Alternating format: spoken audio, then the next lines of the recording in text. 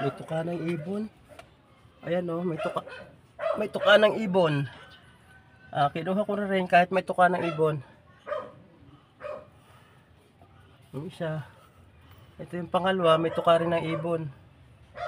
Ayan. Itong isa, konti lang. Yun, may tuka din, konti lang. Ito, wala. Walang tuka ito, walang tuka.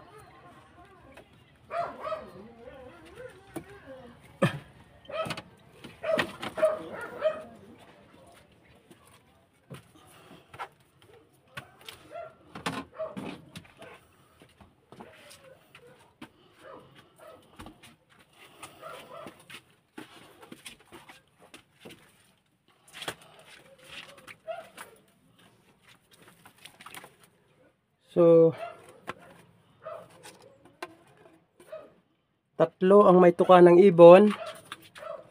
At itong tatlong ito, may tuka ito ng ibon.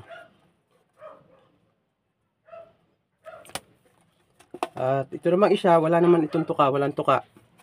So, 4 na piraso lang ang nakuha ko. Thank you for watching. Mabuhay po mga minamahal kong mga taga-subaybay. Please like and share po.